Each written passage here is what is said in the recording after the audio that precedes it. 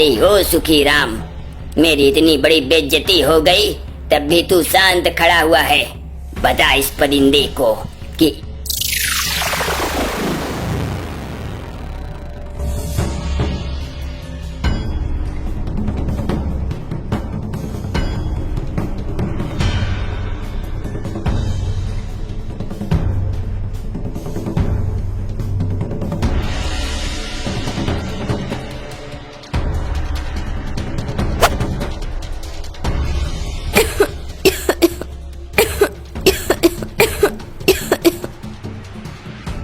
नंदू, आज भी लकड़ियां कम बिकी। अब मंजुला का कैसे होगा इलाज? मंजुला की सांसें हर दिन कमजोर होती जा रही हैं। अबे ओ सुखी राम, नाम तो ऐसा कि जैसे सुख की खान हो और हाल ऐसा कि जैसे दुख की दुकान हो। खैर दुखी मत हो, मंजुला को बचाना है तो कोई चमत्कार चाहिए। मैं चमत्कार में विश्वास नहीं करता नंदू। अगर कोई चमत्कार होता तो भगवान अब तक देख लेते।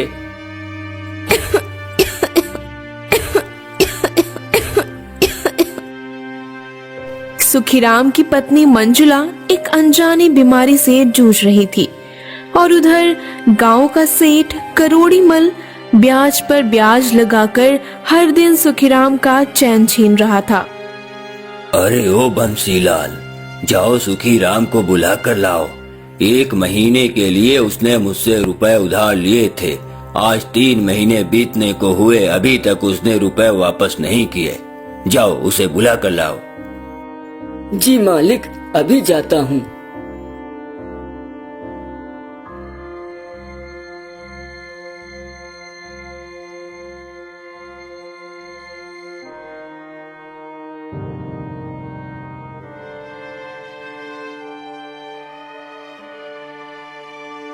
हर दिन देरी हो रही है सुखीराम, ब्याज का ब्याज बढ़ रहा है।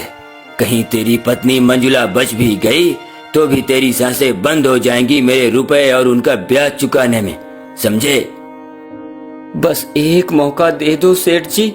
मैं वैद्य से मिला था, उन्होंने कहा कि एक औषधि है पर वो केवल तिलस्मी जंगल में मिलती है। इस औषधि से मेरी मंजुला की तबीयत ठीक हो पाएगी। मैं उस औषधि को तिलस्मी जंगल में लेने जरूर जाऊंगा। जंगल से औषधि? तिलस्मी जंगल के किस्से मैंने भी सुने हैं। जो वहाँ गया वो या तो लौटा नहीं या पागल होकर लौट आया है। अगर तुम वहाँ जाकर मरमुरा गए तो मेरे रुपए कौन देगा? मुझे कुछ नहीं होगा सेठ जी, मैं आपके रुपए जरूर दे दूंगा। बस कुछ महीने का समय और दे दीजिए, मैं ब्याज सहित आपका रुपया लौटा दूंगा। बस एक बार मेरी मंजुला की तबीयत ठीक हो जाए। सुखीराम ने इतना कहा ही था कि तभी करोड़ीमल के दिमाग में एक बात आई। इसकी पत्नी भी बहुत ज्यादा बीमार है, बचने की कोई संभावना नहीं है और यह भी तिलस्मी जंगल में जाना चाहता है। तिलस्मी जंगल में जो भी गया वह आज तक लौट कर नहीं आया, या फिर अगर जैसे तैसे लौट भी आया तो वह पागल होकर लौटा। मेरे रुपयों से कहीं ज्यादा इसकी जमीन कीमती है। अगर यह तिलस्मी जंगल में फंस गया तो इसकी जमीन पर मैं कब्जा कर लूंगा। हाँ, यह ठीक रहेगा। ठीक है सुखीराम, मैं जानता हूँ कि तुम बहादुर हो। जाओ तिलस्मी जंगल, मैं जानता हूँ कि वह औषधि तुम लेकर आ सकते हो।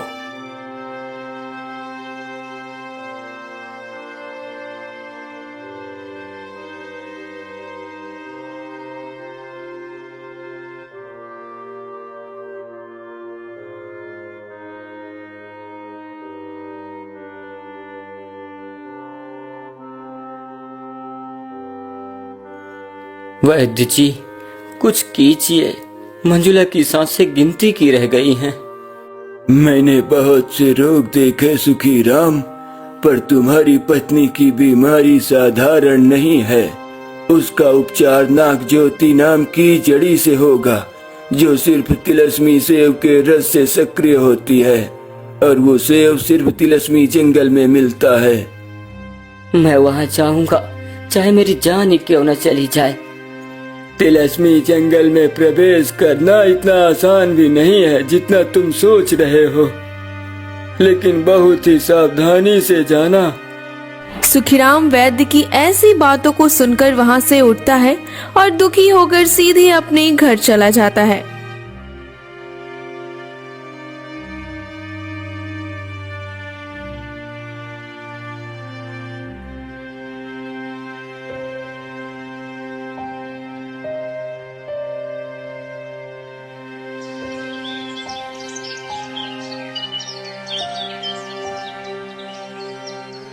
तू सोच ले भाई, तिलस्मी जंगल के किस्से मैंने बचपन से सुने हैं।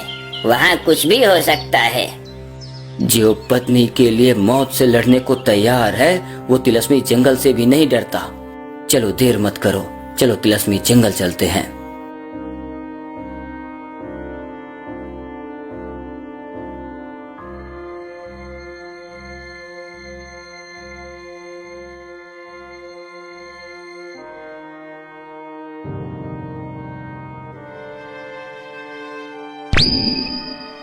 कहाँ चले जा रहे हो? तिलस्मी जंगल के द्वार पर तुम दोनों पहुँचने वाले हो। रुक जाओ वरना मारे जाओगे। तुम तो एक कबूतर हो। मैं सिर्फ कबूतर नहीं, मैं तिलस्मी जंगल का चौकीदार हूँ। अरे सुखीराम, हम लोग तिलस्मी जंगल में आ चुके हैं, सावधान रहना। अरे ओ मूर्ख गधे, अभी तुम लोग साधारण जंगल में ही हो। तिलस्मी जंगल में प्रवेश करने के लिए एक विशेष वृक्ष की आवश्यकता होगी। उस वृक्ष के तने में तिलस्मी जंगल का दरवाजा है। माँ कसम, अगर मैं आसमान में उड़ पाता तो तेरे इस अभद्र व्यवहार के कारण मैं तेरा मुंह तोड़ देता। मुझे मूर्ख कहता है, मुझ जैसे बुद्धिमान गधे को मूर्ख कहता है। शर्मानी चाहिए तुझे। अरे ओ सुखीराम, मेरी इतनी बड़ी बेइज्जती हो गई तब भी तू शांत खड़ा हुआ है। बता इस परिंदे को कि इस राज्य का राजा भी मुझसे सलाह लेकर काम करता है। राजा को ज्ञान देने वाला मैं ही हूँ। बस करो नंदू, कुछ ज्यादा ही हो गया। मैं नहीं जानता कि कबूतर के रूप में आप कौन हैं। मेरे मित्र नंदू की बातों का बुरा मत मानिएगा। मेरी पत्नी बहुत बीमार है, उसको एक अजीब सी बीमारी हो गई है। मैंने बहुत इलाज कराया लेकिन उसकी तबीयत ठीक नहीं हो रही है। उसका इलाज उस तिलस्मी जंगल में ही मिलेगा, इसलिए मेरा जाना बहुत जरूरी है, नहीं तो मेरी पत्नी की जान चली जाएगी। पति का कर्तव्य होता है कि वो अपने जीते जी अपनी पत्नी की रक्षा करे। मैं तो सिर्फ अपने कर्तव्यों का पालन कर रहा हूँ। तुम्हारे चेहरे पर सच्चाई झलक रही है। तुम्हारी बातों से ऐसा प्रतीत हो रहा है कि तुम जीवन में बहुत संघर्ष कर रहे हो।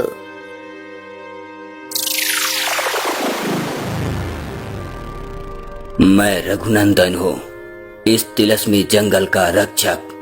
बरसों पहले मैंने तिलस्मी जंगल के राजा सूर्य केतु की सलाह के विरुद्ध जाकर तिलस्मी जंगल को आमजन के लिए खोलने की कोशिश की। मेरी गलती ने जंगल को असंतुलित कर दिया और मुझे श्राप मिला इस रूप में बदलने का। तिलस्मी जंगल के पेड़ पौधों में हीरे जवाहरात सोने चांदी लगे हुए होते हैं। तिलस्मी जंगल में मरते हुए इंसान को जीवित करने की औषधियां हैं। तिलस्मी जंगल सिर्फ नाम का तिलस्मी जंगल है, लेकिन अगर उसमें कोई सच्चा इंसान जाता है तो वह उस तिलस्मी जंगल के रूप रेखा को जरूर देख सकता है और वह जीवित अपने घर भी लौट सकता है। लेकिन ऐसा व्यक्ति आज तक उस जंगल में गया ही नहीं। जो भी उस जंगल में गया उनके अंदर स्वार्थ था, छल था, दुष्टता थी और लालच था, इसलिए वह सारे मारे गए या फिर पागल हो गए। मुझे तुम सच्चे व्यक्ति लगते हो जो बिना लालच के सिर्फ अपनी पत्नी के जीवन की रक्षा के लिए और अपने कर्तव्य के पालन के लिए तुम तिलस्मी जंगल में जाना चाहते हो और उस औषधि को प्राप्त करना चाहते हो। आज मैं श्राप से मुक्त हो गया, उसका कारण भी तुम ही हो। मैं तुम्हें तिलस्मी जंगल का रास्ता दिखाता हूँ।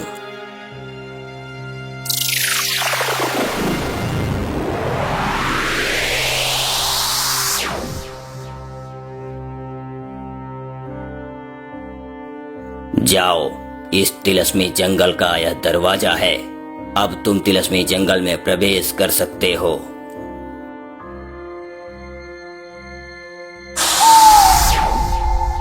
इतना सन्नाटा क्यों है भाई? उल्लू बोल रहा है। लगता है कि हम किसी भूतिया नगरी में पहुंच चुके हैं। यहाँ तो कोई आए तो वह माला माल हो जाए। यहाँ तो वास्तव में हीरे जवाहरात सोने चांदी भरे पड़े हुए हैं। हम यहाँ लालच करने नहीं आए हैं नंदो, और हमें इन हीरे जवाहरात सोने चांदी की जरूरत भी नहीं है। हमें वह तिलस्मी सेब ढूंढना है जिससे मेरी पत्नी मंजुला की जान बच सके। ऐसा कहकर सुखीराम और नंदू दोनों आगे बढ़ते हैं तिलस्मी सेब की खोज में। घूमते घूमते पूरे जंगल में सारा दिन बीत गया, लेकिन उन्हें वो तिलस्मी सेब कहीं नजर नहीं आया। सुनो सुखीराम, कुछ हीरे जवाहरात ले चलो यहाँ से। अगर तुम इन हीरे जवाहरात सोने चांदी को अपने साथ ले जाते हो तो तुम भी बहुत अमीर व्यक्ति बन जाओगे और सेठ करोड़ी मल से भी ज्यादा अमीर हो जाओगे। सोच लो।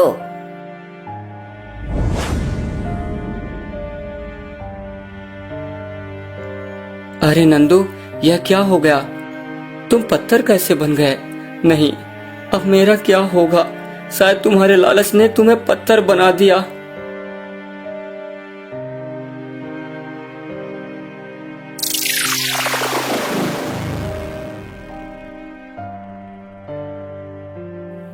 सुखीराम, तुम एक नेक दिल इंसान हो।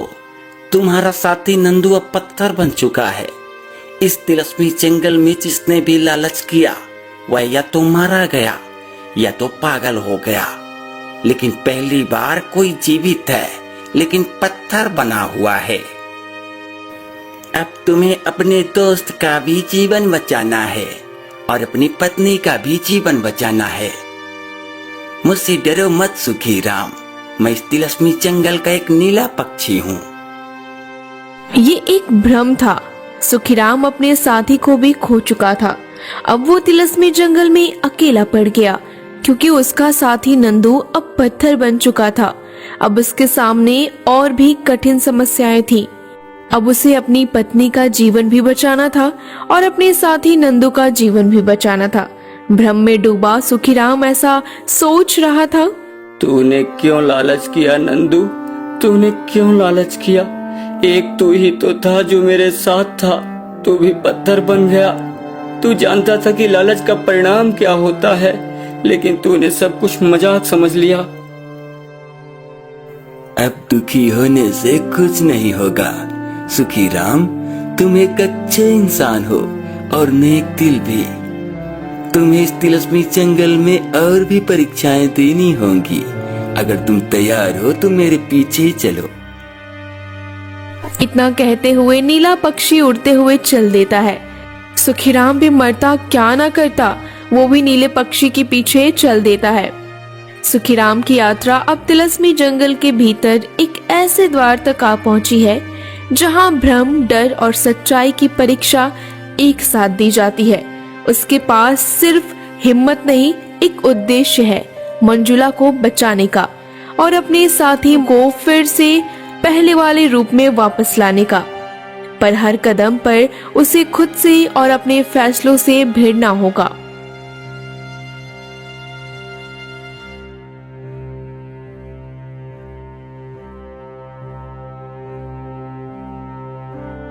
सुखीराम, यह है भ्रम का द्वार।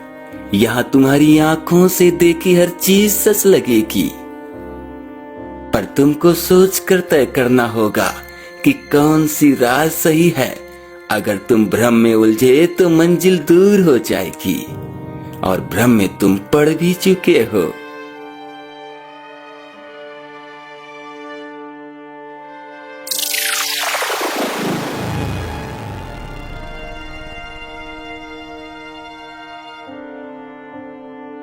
सुनो जी, आप अभी तक कहाँ थे?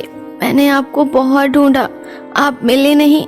देखिए, अब मैं ठीक हो गई हूँ, पूरी तरह से स्वस्थ हो गई हूँ। चलिए अब घर के अंदर चलिए। नहीं, ऐसा नहीं हो सकता। यह कोई बहुत बड़ा भ्रम है। कोई बहुत बड़ा तिलिस्म है। मुझे मुझे मुझे इस भ्रम में नहीं पड़ना। तू मेरी पत्नी मंजुला नहीं है। मैं अपनी पत्नी मंजुला के लिए आया हूँ और मैं यहाँ से वह तिलिस्मी सेब लेकर जरूर जाऊंगा।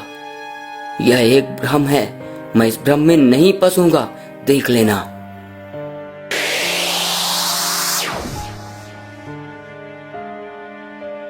सुखी राम, तुम कहीं और नहीं बल्कि यही थे।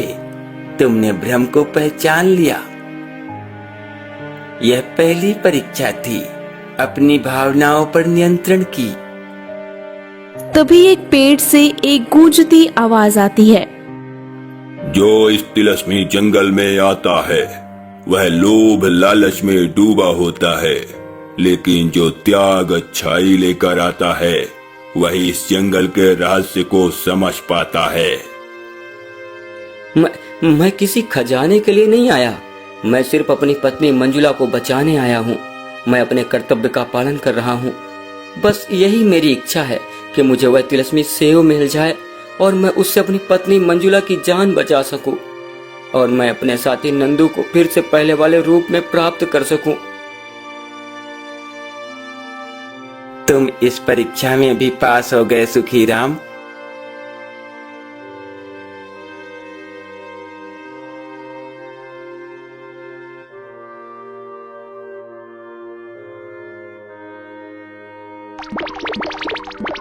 अगर तुम्हारा उद्देश्य सच्चा है तो यह अग्नि तुम्हें नुकसान नहीं पहुंचाएगी। यह अंतिम परीक्षा है।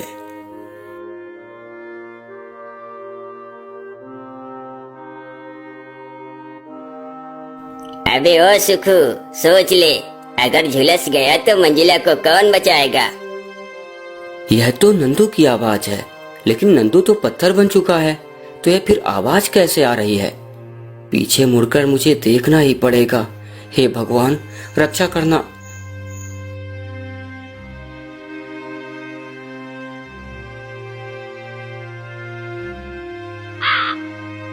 अरे मेरे दोस्त नंदू, तुम तो पत्थर बन चुके थे। तुम तो मेरे साथ में ही हो। यह कैसे हो सकता है? कैसी बातें करते हो सुखी राम? मैं तो शुरू से ही तुम्हारे साथ में हूँ। इस तिलिस्मी जंगल में कहीं तुम पागल तो नहीं हो गए? सुनो सुखी राम, नंदू सही कह रहा है। वह तो शुरू से ही तुम्हारे साथ था। यह तो तिलिस्मी जंगल का प्रभाव है कि तुम भ्रमित हो गए। नंदू का पत्थर में बदलना तुम्हारा एक भ्रम था जो अब खत्म हो चुका है। सुखीराम को ये जानकर खुशी हुई कि नंदू कभी पत्थर नहीं बना था, बल्कि वो शुरू से ही उसके साथ था। नंदू का पत्थर बनना सुखीराम का इस तिलिस्मी दुनिया में एक भ्रम था। अरे मेरे दोस्त नंदू, अच्छा हुआ कि यह एक भ्रम था, वरना मैं तुम जैसा दोस्त खो देता। मैं अभी बिना डर के इस तिलिस्मी सेब को प्राप्त कर लेता हूँ। सुखीराम अब उस तिलिस्मी सेब को लेकर तिलिस्मी जंगल से बाहर जाने लगा।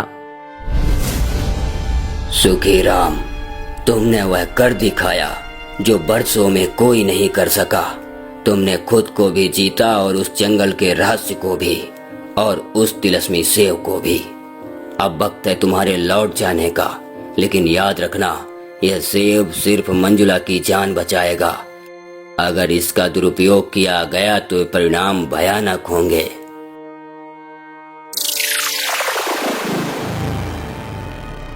चलो अब गांव चले। मंजुला को बताना है कि उसका पति कितना बड़ा हीरो है। सुखीराम ने भ्रम की दीवारों को तोड़ा, झूठे साये को हटाया और अपना उद्देश्य स्पष्ट रखा, और वो उद्देश्य था निस्वार्थ प्रेम का उद्देश्य। अब वो सेब उसके हाथ में है, लेकिन वापसी की राह अभी बाकी है और करोड़ीमल अभी भी इंतजार में है।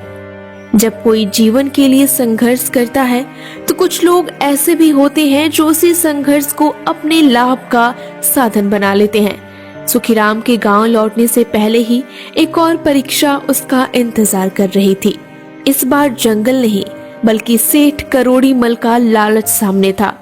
करोड़ीमल ये पहले ही सोच चुका था कि अगर सुखीराम वो तिलस्मी सेब लेकर आ भी जाता है तो वो उसे छीन लेगा। अब तक तो सुखीराम तिलस्मी जंगल में मर मुरा गया होगा। वैसे भी मेरी योजना पूरी तरह सटीक है। सुखीराम की जमीन और झोपड़ी पर कब्जा करना। मंजुला भी अब ज्यादा दिन की मेहमान नहीं है। और अगर वो लौट आया तो सेठ जी? लौट भी आया तो क्या, मेरे लोग तैयार हैं। उन सेब को मैं ऐसे हड़प लूंगा जैसे रबड़ी पर मलाई।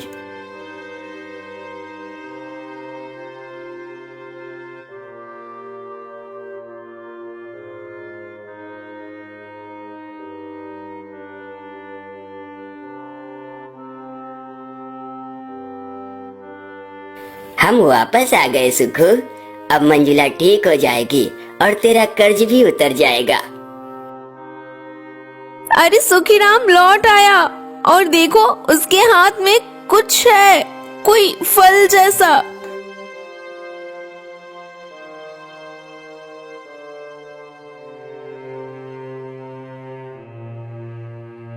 फिर सुखीराम सेब से रस निकालता है और मंजुला को पिलाता है। थोड़ी देर बाद मंजुला की सांसें स्थिर होने लगती हैं। उसकी आंखें धीरे धीरे खुलने लगती हैं। मेरे कर्म बहुत अच्छे थे जो तुम जैसा पति मिला। आज मैं मान गई कि तुमसे ज्यादा प्रेम मुझे इस दुनिया में कोई नहीं करता। मेरा सब कुछ, मेरी दुनिया तुम हो। तुम में ही मेरी सारी दुनिया है, मेरे जीवन है, मेरे सपने हैं। तुझसे किया वादा निभाया मंजुला। देख तू ठीक हो गई। मैं जब तक जिंदा हूं मैं तुझे कुछ नहीं होने दूंगा।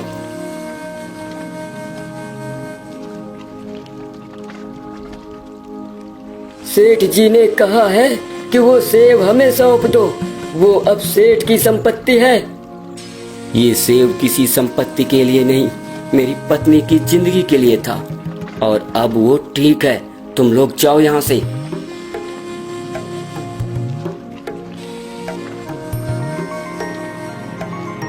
अबे हटो, इस बार अगर किसी ने हाथ बढ़ाया ना तो तुम्हारे स्वास्थ्य के लिए अच्छा नहीं होगा।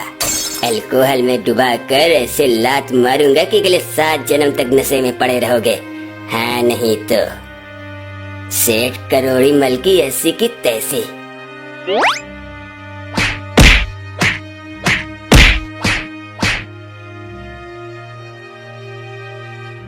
उधर करोड़ीमल को एक सर्प डस लेता है और करोड़ीमल की मृत्यु हो जाती है।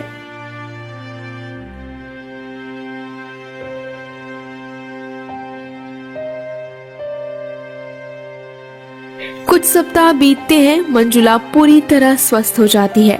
सुखीराम अब गांव में लोगों को जंगल के अनुभव सुनाता है। लोग प्रेरणा लेते हैं। तूने साबित कर दिया सुखीराम कि प्रेम, धैर्य और सच्चाई से बहुत कुछ प्राप्त किया जा सकता है और बुराई को हराया जा सकता है। तो सचमुच एक योद्धा है। मैं कोई योद्धा नहीं हूँ काकी। मैं बस एक पति हूँ जिसने अपने पत्नी के जीवन को बचाने के लिए और अपने पति होने के कर्तव्य को निभाने के लिए और अपनी पत्नी के विश्वास के लिए हार नहीं माना। अपने मुंह अपनी ही बढ़ाई है। और मैं एक गधा हूँ जो सबसे समझदार निकला। दोस्तों, कहानी अच्छी लगी हो तो वीडियो को लाइक करिए और वीडियो को अपने सगे संबंधियों दोस्त के पास शेयर कीजिए।